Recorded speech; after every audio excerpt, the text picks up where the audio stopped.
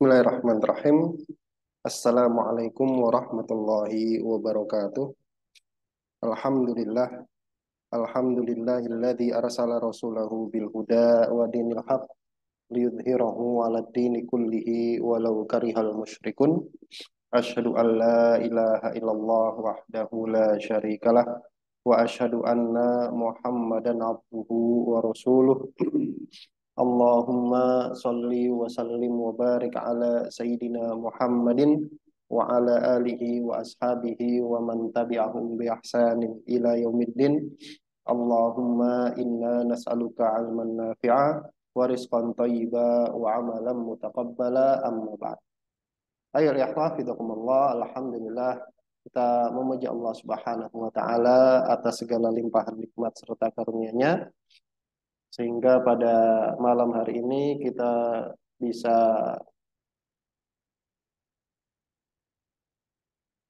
berkumpul secara online dalam rangka melanjutkan membaca kitab Syarah Salasatil Usul yang ditulis oleh Syekh Muhammad bin Shalih Al-Utsaimin rahimahullahu taala rahmatan wasi'ah. Kita sudah sampai di penghujung kitab dari kitab Syarah Salasatil Usul ini atau Al-Usul As-Salasah. Kemarin beliau Syekh Utsaimin itu menjelaskan tentang ciri-ciri orang munafik, ya. Orang mengklaim beriman tapi mereka munafik itu ada tiga. Itu mereka menginginkan untuk tahakum, untuk mengangkat hakim kepada tauhid. Kemudian yang kedua, mereka apabila diseru kepada apa yang diturunkan oleh Allah Subhanahu wa taala kepada Rasulullah, mereka berpaling. Kemudian kalau dikasih musibah dengan sebab apa yang mereka perbuat, maka mereka datang kepada Nabi Muhammad SAW dalam keadaan bersumpah bahwasanya mereka itu cuma menginginkan kebaikan saja. Nah, itu kemarin. Kemudian kita lihat di sini, tsumma qala al-musannifu rahimahullahu taala rahmatan wasi'ah wa nafa'na bi ulumihi fi daril amin. Tsumma hadzara subhanahu haula'i al-mudda'ina lil imani al-muttasifina bitilka sifati bi annahu subhanahu ya'lamu ma fi qulubihim wa ma yukinnunahu min umurin tukhalifu ma yaqulun. Kemudian Allah Subhanahu wa taala memperingatkan dengan keras kepada orang-orang yang mengklaim beriman. Al-muttasifina, tapi menyandang sifat atau ciri seperti yang tiga tadi, bahwasanya Allah Subhanahu wa taala itu tahu ma fi qulubihim, apa yang ada pada hati mereka.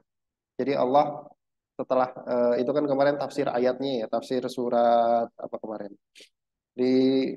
Setelah Allah Subhanahu wa taala menyebutkan di dalam surat An-Nisa ayat 60 sampai 65, ya, ayat 60 sampai 65, kemudian di akhir ayat setelah Allah menyebutkan ciri-ciri orang munafik ketika disuruh sama Rasulullah, ayo kalau mau memutuskan hukum kamu ke saya gitu, kamu kepada Rasulullah. Kemudian orang Yahudi dan orang munafik ini kemudian mereka malah berhukum atau mengangkat hakim seorang dukun itu kemarin. Maka Allah Subhanahu wa taala di akhir ayat itu memperingatkan bahwa orang munafik ini yang disuruh diajak untuk menjadikan Rasulullah sebagai pemutus hukum di antara mereka, malah kemudian perginya ke dukun. Itu Allah Subhanahu wa taala ya'lamu ma fi qulubihim, tahu apa yang ada pada hati mereka. Wa ma yukinnunahu min umurin, dan Allah Subhanahu wa taala juga tahu apa yang mereka sembunyikan, ya, apa yang mereka sembunyikan min umurin, berupa hal-hal yang tukhalifu ma yaqul, yang menyelisih apa yang mereka katakan. Itu kan kemarin setelah dikatakan begitu, kemudian mereka datang kepada Rasulullah sallallahu alaihi wasallam. Orang munafik itu bersumpah bahwasanya ketika mereka pergi ke dukun itu untuk mengangkat hakim, untuk memutuskan perkara, mereka nggak ada niat kecuali sekedar islah, sekedar kebaikan antar beberapa pihak. Tapi kata Rasulullah enggak. Kata Allah Subhanahu wa taala enggak. Wa amara nabiyahu, dan Allah Subhanahu wa taala memerintahkan nabinya an ya'idahum, untuk memberikan mau'idah, memberikan nasihat kepada orang munafik tersebut, wa yaqulu lahum, dan mengatakan kepada orang munafik tersebut, fi anfusim qaulan baligha, ucapan yang menancap, ucapan yang baligh itu yang sampai gitu kepada jiwa mereka, nancap di hati mereka. Jadi itu. Tsumma bayyana. Kemudian di akhir ayat lagi Allah Subhanahu wa taala menjelaskan annal hikmata, bahwasanya di antara hikmah atau tujuan min irsalir rasuli, dari diutusnya para rasul, diutusnya Rasulullah Muhammad sallallahu alaihi wasallam, an yakuna huwal muta al matbu' la ghairahu la ghairuhu. Bahwasanya tujuan utama diutusnya Rasulullah sallallahu alaihi wasallam, ya dia itu saja yang ditaati dan diikuti. Artinya tidak ada di dunia ini bagi seorang muslim, bahkan untuk semua manusia begitu ya, itu yang boleh ditaati sampai sebegitunya dan diikuti sampai sebegitunya kecuali Rasulullah Muhammad sallallahu alaihi wasallam. La ghairuhu minan nas. Tidak orang lain, bukan orang lain, bukan manusia-manusia lain selain Rasulullah. Jadi kita cuma diperintahkan untuk mengikuti Nabi saja. Ikuti Nabi. Kamu mencontoh sebegitunya itu nggak ada kecuali kepada Rasulullah. Mahma qawiyat afkaruhum. Perhatikan kata beliau, mahma qawiyat afkaruhum.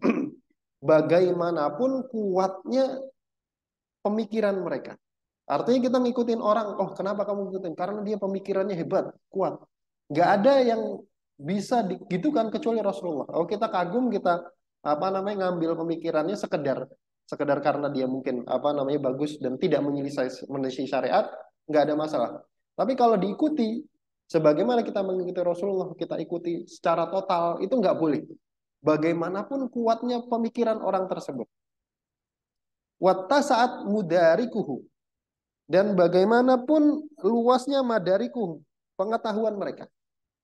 Kenapa kamu ngikutin? Oh dia pengetahuannya luas. Oh dia orangnya hebat begini. Nggak bisa. Yang kayak gitu boleh cuma Rasulullah. Kita ikuti secara total dari A sampai Z itu cuma Rasulullah Muhammad SAW. Tumma, kemudian aksama ta'ala birububiyatihi. Kemudian di akhir ayat Allah Subhanahu wa taala bersumpah birububiyatihi, dengan rububiyahnya. Ini Allah Subhanahu wa taala bersumpah tidak dengan objek lain, tapi dengan hak rububiyahnya, hak dipertuhankannya dia, li rasulihi, bersumpah kepada rasulnya, kepada Nabi Muhammad SAW, menjelaskan kepada Muhammad SAW, allati, yang mana, ia akhosu anwa'i rububiyati, yang mana sumpahnya Allah Subhanahu wa taala ini adalah akhosu rububiyah, akhosu anwa'i rububiyah, sekhusus-khususnya atau jenis rububiyah yang paling khusus. Jenis rububiyah yang paling khusus. Kata Rasulullah, kata Allah Subhanahu wa taala, fala wa rabbika. Di ayatnya begitu. Maka tidak, demi Rabbmu. Allah bersumpah dengan dirinya sendiri, demi Rabbmu wahai Muhammad. Rabbmu Muhammad itu siapa? Ya Allah sendiri. Allah bersumpah dengan hak ketuhanannya sendiri. Demi Rabb, demi yang berhak untuk dipertuhankan. Walati, yang mana sumpah Allah tersebut itu tatadammanul isyarata, itu mengandung isyarat, mengandung mengandung isyarat ila sihhati risalatihi sallallahu alaihi wasallam, atas kebenaran risalah beliau sallallahu alaihi wasallam. Aqsama biha qasaman muakkadan, dan Allah Subhanahu wa taala tidak cuma bersumpah, tapi bersumpah dengan qasaman muakkadan, dengan sumpah yang ditekankan, dengan sumpah yang ditekankan. Jadi sumpahnya ada penekanannya begitu, nggak cuma sumpah saja, tapi ada penekanannya. Annahu, bahwasanya la yasihul iman, tidak akan sah iman seseorang. kepada Rasulullah SAW illa bisalah sati umurin, kecuali dengan 3 hal. Artinya Allah Subhanahu wa taala bersumpah, apa isi sumpahnya? Isi sumpahnya 3 hal ini. Yaitu namanya sumpah kan harus ada isi sumpah. Demi Allah gitu kan. Kemudian orangnya diem. Nah, itu namanya apa namanya? Yang nggak selesai ya omongannya. Sumpah itu harus ada isi sumpahnya. Nah, Allah bersumpah dengan dirinya sendiri. Apa isi sumpahnya Allah Subhanahu wa taala? Bahwasanya iman seseorang itu tidak akan sah, iman kepada Rasulullah illa bisalah sati umurin, kecuali dengan 3 hal. Apa saja? 3 hal tersebut. Al-awalu, yang pertama, an yakuna tahakumu fi kulli nizain ila Rasulillahi sallallahu alaihi wasallam. Bahwasanya pada fi kulli niza, pada setiap perselisihan, setiap apa namanya keributan. Niza itu ya perselisihan, keributan. Itu tahakumnya kepada Rasulullah. Mengangkat hakimnya itu harus Rasulullah. Artinya kalau ada perselisihan, keributan, yang menyelesaikan itu Rasulullah. Harus yang menyelesaikan itu Rasulullah. Kemudian yang kedua, atsani antan syariha suduru bihukmihi. Dada itu harus lapang menerima keputusan Nabi Muhammad. Artinya ketika Nabi Muhammad sudah memutuskan begini, kita nggak boleh kayaknya itu kurang cocok di zaman sekarang. Ganti itu nggak boleh. Jadi kalau tahakumnya ketika Rasulullah masih hidup ya kepada beliau langsung. Tapi ketika beliau sudah wafat seperti sekarang, bagaimana? Ya kepada ajaran-ajaran beliau, Al-Quran dan sunnahnya. Begitu. Yang kedua, kalau sudah diputuskan oleh Rasulullah Sallallahu Alaihi Wasallam, oh kamu harus begini, kamu harus begini, maka dada itu harus lapang menerima. Walayakunu fin nufusi harajun wadiqun minhu. Dan nggak boleh ada di dalam diri itu rasa haraj, rasa berat dan rasa sempit. Sempit, aduh, ini kok Rasulullah kok memutuskan begini ya. Laki-laki itu apa namanya warisnya 2 kalinya perempuan misal. Kemudian kok Rasulullah kok memutuskan beda nih. Allah dan Rasulnya memutuskan beda nih. Aurat antara laki-laki dan perempuan. Aurat laki-laki itu gampang, enak. Kalau perempuan kok ribet. Ya, kemudian dia merasa berat. Nah, itu tidak boleh seperti itu. Tidak boleh. Asal itu yang ketiga. An yahsulat taslimu biqabuli ma hakama bih. Dia apa namanya harus menerima, harus taslim, menyerah biqabuli ma hakama bihi, dengan menerima apa yang Rasulullah tetapkan. Wa tanfidhihi, dan taslimnya itu, menyerahnya itu selain dengan menerima apa yang Rasulullah putuskan, wa tanfidhihi, dan juga menjalankannya. Rasulullah sudah memutuskan begini, begini, begini, maka kita ikuti, kita jalankan. Biduni tiwanin, dengan tanpa tawan, dengan tanpa apa namanya menunda, awin hirafin, atau nyeleweng. Nunda, oh nantilah, nanti itu gampang, itu jangan. Jadi ketika Rasulullah sudah tetapkan begini, maka kita jalan. Baik, itu yang pertama. Itu yang pertama. Kemudian wa ammal qismus tsani, adapun bagian yang kedua, ini kan sebenarnya menjelaskan ayat bahwasanya siapa saja yang wa mal lam yahkum bima anzalallah faulaika humul fasikun kafirun dzalimun. Sekarang bagian yang kedua, Mislu qaulihi ta'ala, yaitu seperti firman Allah Subhanahu wa taala, wa man lam yahkum bima anzalallah faulaika humul kafirun. Dan siapa saja yang tidak berhukum dengan apa yang Allah turunkan, maka dia kafir. Dalam surat Al-Maidah. Dan juga firman Allah Subhanahu wa taala, wa man lam yahkum bima anzalallah faulaika humudz dzalimun. Siapa saja yang tidak berhukum dengan apa yang Allah turunkan, maka mereka zalim. Kemudian di dalam ayat yang lain, di dalam surat Al-Maidah, itu ayatnya berturut-turut ya. Wa man lam yahkum bima anzalallah faulaika humul fasiqun. Dan siapa saja yang tidak berhukum dengan yang apa Allah turunkan, maka mereka itu fasik. Jadi ayatnya di dalam Al-Maidah ayat 33, ayat 44, 45, 47. 44, 45, 47 itu berturut-turut itu disebutkan siapa saja yang tidak berhukum dengan hukum Allah maka dia kafir. Kemudian yang kedua zalim, kemudian yang ketiga fasik. Fahal hadil awsafu salah satu tatanazzalu ala mausufin wahidin. Maka pertanyaannya dari tiga ayat yang turun yang datang berturut-turut itu, apakah tiga sifat itu kafir, dolim, fasik itu tatanazzalu itu diterapkan? Itu penerapannya diturunkan ala mausufin wahidin kepada satu orang bimakna maknanya anna kullama lam yahkum bima anzalallah fa huwa kafirun dzalimun fasikun.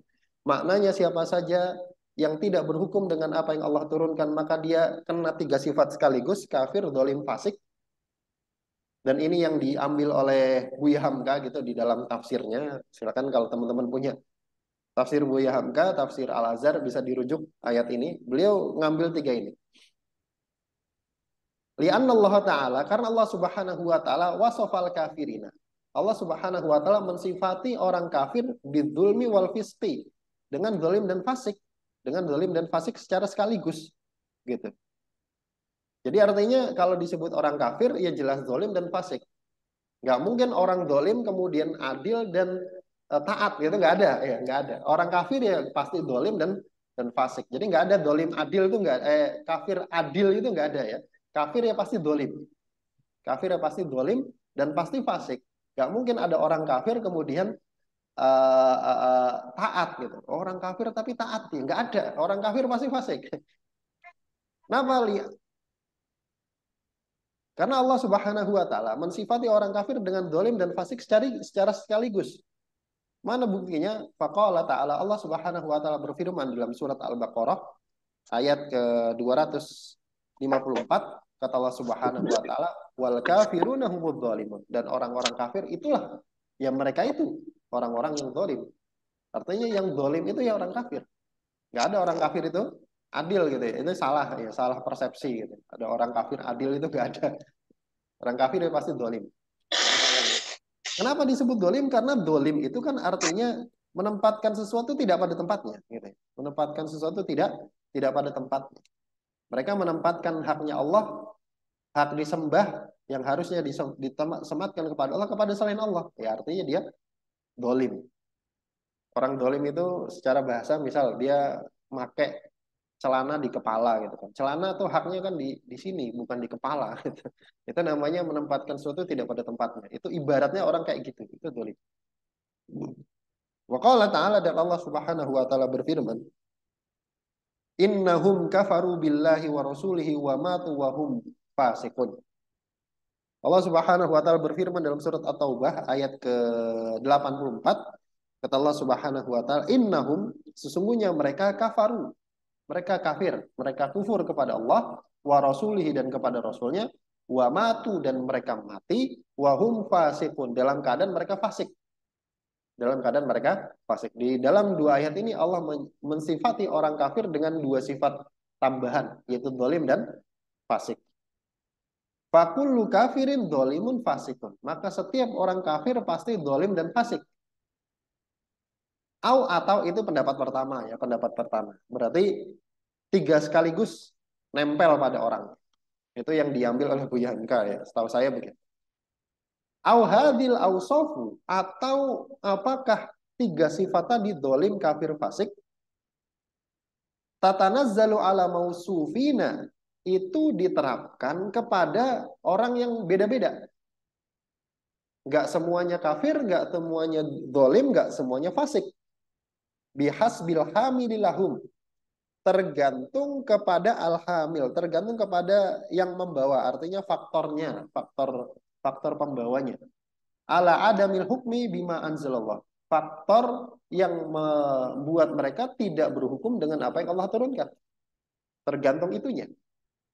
Hadza huwal aqrabu indi wallahu alam. Ini yang lebih dekat, yang lebih apa namanya, yang lebih beliau ambil, wallahu alam. Ini menurut penulis kitab ini, tidak tiga sifat sekaligus diterapkan kepada satu orang yang sama, tapi tiga sifat ini beda-beda, tergantung keadaan, tergantung faktor apa yang membuat orang tersebut tidak berhukum dengan apa yang Allah turunkan.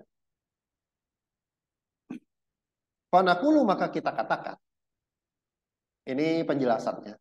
Malam yahkum bima anzalallahu istihfafan bihi aw istihqaran aw i'tiqadan. Siapa saja yang tidak berhukum dengan apa yang Allah turunkan, istihfafan bihi, karena istihfaf, karena meremehkan. Wah, itu kan hukum abad ke-6 gitu kan. Itu kan hukum abad pertengahan gitu. Itu hukum kuno, hukum apa? Hukum kemunduran gitu. Istihfafan. Au ihtiqaran atau ihtiqar atau apa namanya merendahkan.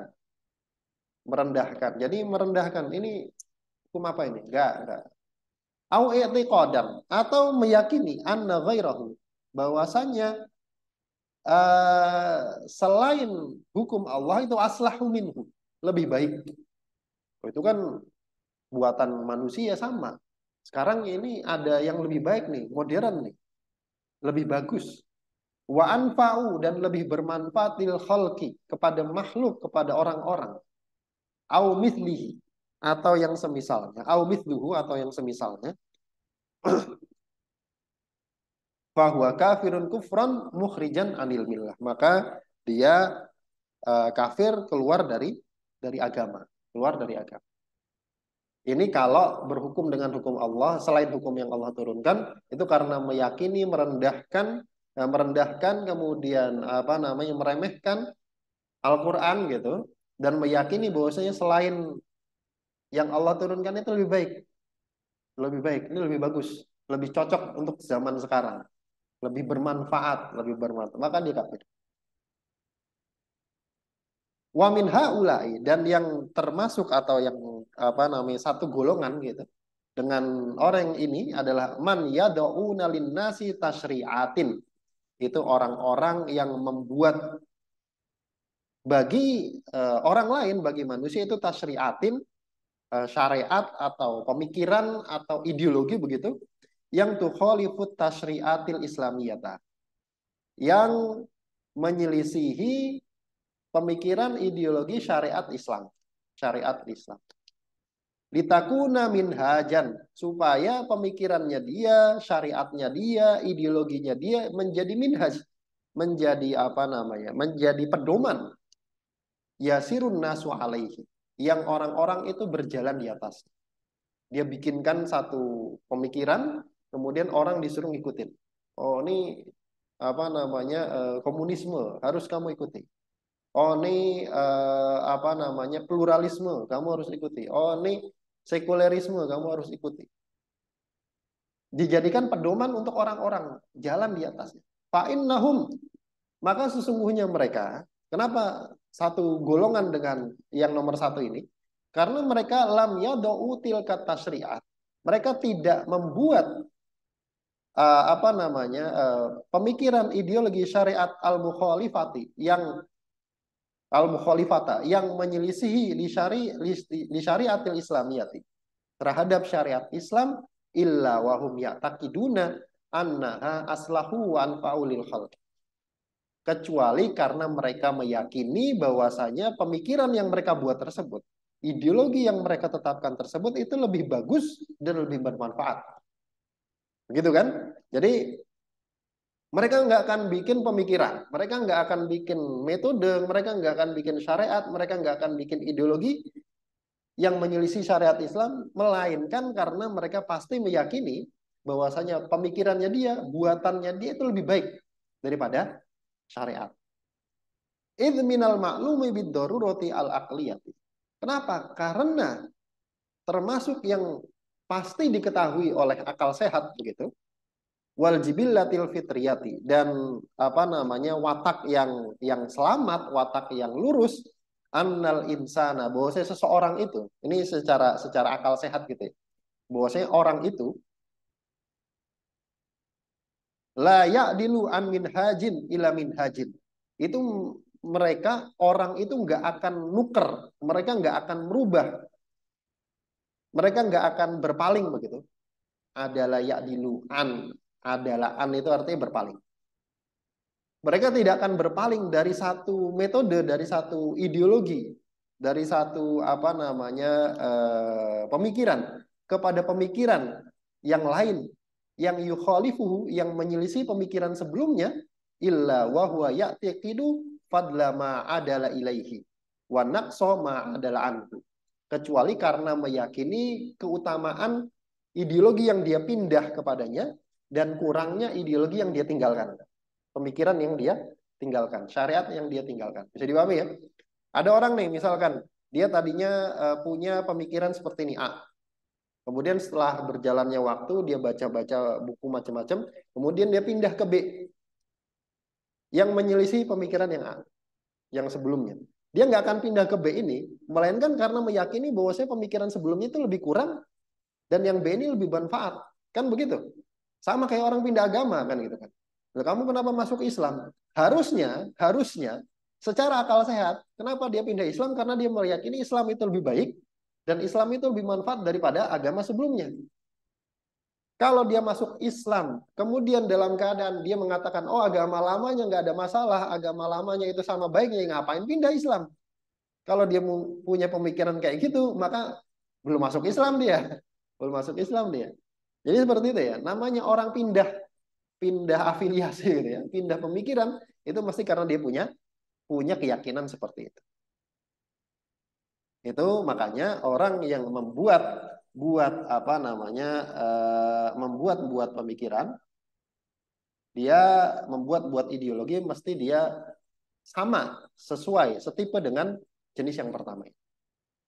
Itu yang pertama. Jadi dia tidak berhukum dengan apa yang Allah turunkan karena meyakini bahwasanya itu nggak cocok untuk zaman sekarang, itu kurang, itu cacat, syariat Islam itu nggak pantas lah. Nah itu maka dia keluar dari Islam. Itu yang pertama. Kemudian wa malam yahkum bima anzalallah wa huwa lam yastakhfi bihi lam yastakhiffa. Wa lam yahkum bima anzalallahu, dan siapa saja yang tidak berhukum dengan, ini jenis yang kedua, orang yang tidak berhukum dengan Allah apa yang Allah turunkan, tapi dalam keadaan tidak merendahkan, tidak meremehkan syariat. Walam yahtakirrohu, dan tidak meremehkan syariat. Walam ya'takid anna ghairahu aslahu minhu li nafsihi au nahwi dzalik, dan tidak meyakini bahwasanya selain syariat itu lebih baik bagi dirinya atau yang semisalnya.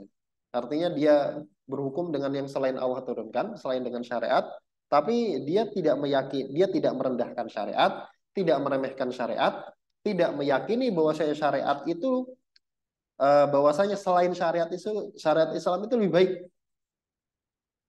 Fahuwa dzalimun laisa bikafirin, maka dia statusnya zalim bukan kafir. Wa takhtalifu maratibu dzulmihi bihasbil mahkumi bihi wa wasailil hukmi, dan derajat atau tingkatan kedzalimannya itu berbeda-beda sesuai dengan mahkum bihnya, sesuai dengan objek hukumnya, wa wasailil hukmi, dan wasilah hukumnya. Jadi jenis yang kedua ini nggak sampai derajat kafir tapi zalim. Dengan catatan dia tidak merendahkan syariat dan tidak meyakini bahwa selain syariat itu lebih baik. Kemudian kata beliau, wa man lam yahkum bima anzalallahu lastighfafan bihukmillah. Dan siapa saja yang tidak berhukum dengan apa yang Allah turunkan, lastighfafan bihukmillah, bukan karena merendahkan hukum Allah. Walahtiqaran, bukan karena meremehkan, merendahkan, mencela. Walahtiqadan, dan juga bukan karena meyakini anna ghairahu aslahu, bahwasanya selain hukum Islam itu lebih baik. Kalau meyakini selain hukum Islam lebih baik, maka yang nomor satu kafir. Tapi kalau ini dia meyakini bahwasanya syariat Islam itu yang terbaik. Wa anfa'ulil khalqi, dan yang paling manfaat untuk makhluk, untuk manusia. Dia yang paling bermanfaat. Maka kata beliau, wa inna ma hakama bi ghairihi, apa faktor yang menyebabkan dia berhukum dengan yang selain yang Allah turunkan? Innama hakama bi ghairihi, hanyalah dia berhukum dengan yang selain Allah turunkan,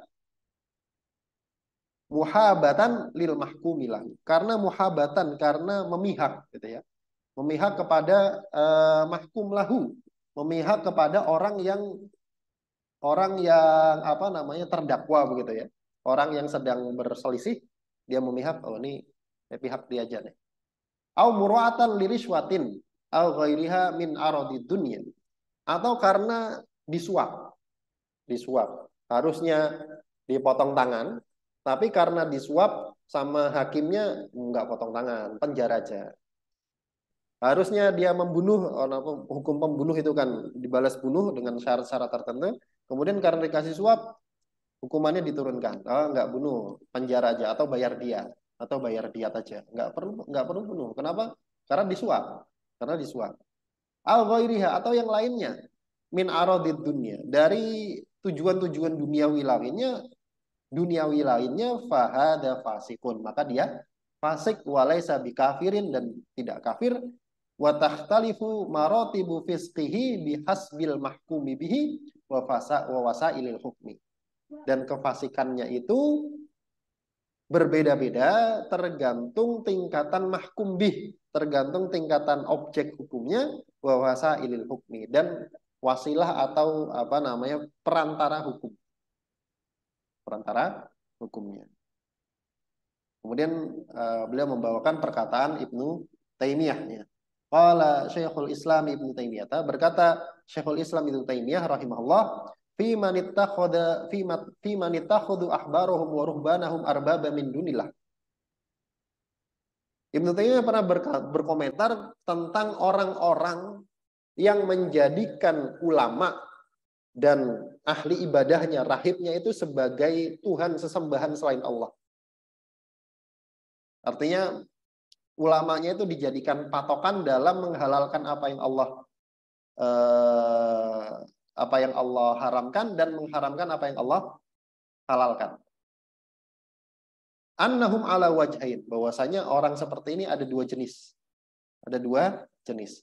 Ahaduhuma, yang pertama, an ya'lamu, bahwasanya mereka ini tahu, annahum, bahwasanya pengikutnya tahu, annahum, bahwasanya ulamanya mereka, pemimpinnya mereka itu baddalu dinallahi, mengganti agama Allah, mengganti agamanya Allah.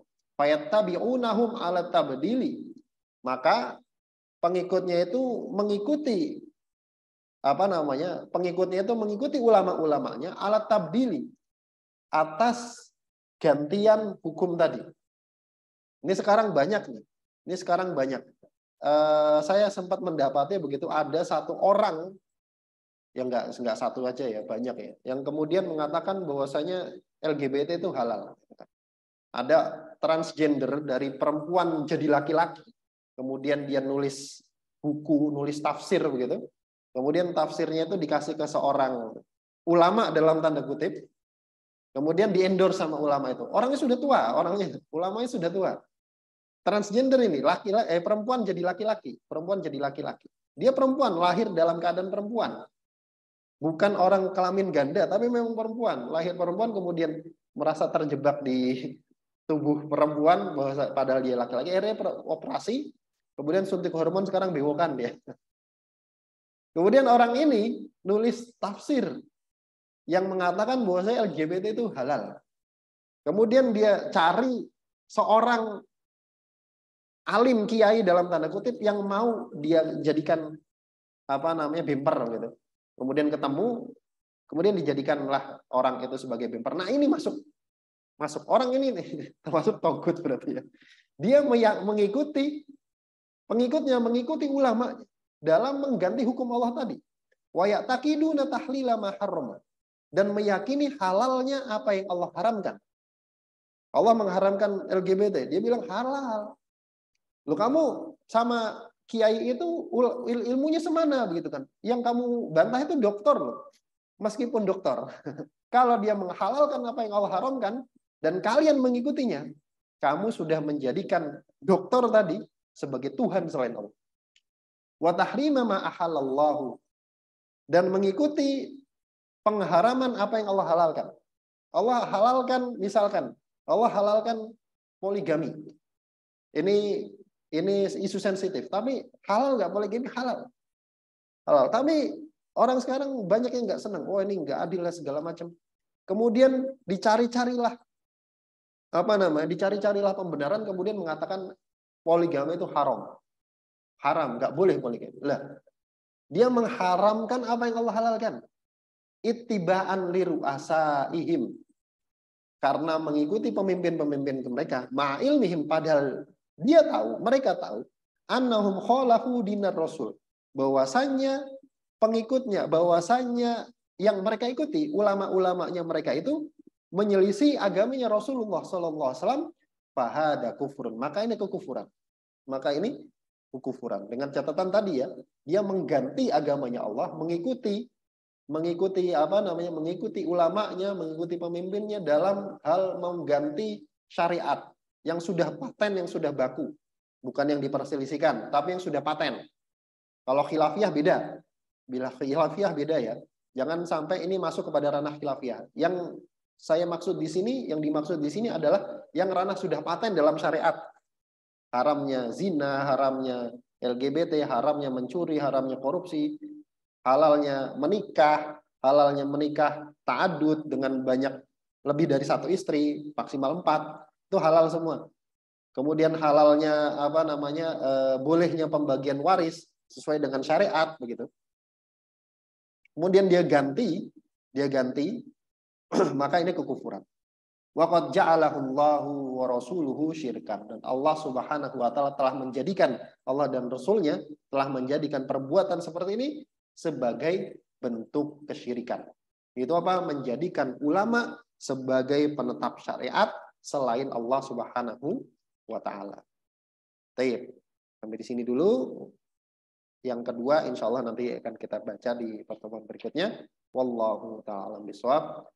Tutup dengan baca doa kafaratul majelis. Bismillahirrahmanirrahim. Subhanakallahumma bihamdika asyhadu an la ilaha illa anta astaghfiruka wa atubu ilaik. Assalamualaikum warahmatullahi wabarakatuh. Jazakumullah khairan. Barakallahu fikum.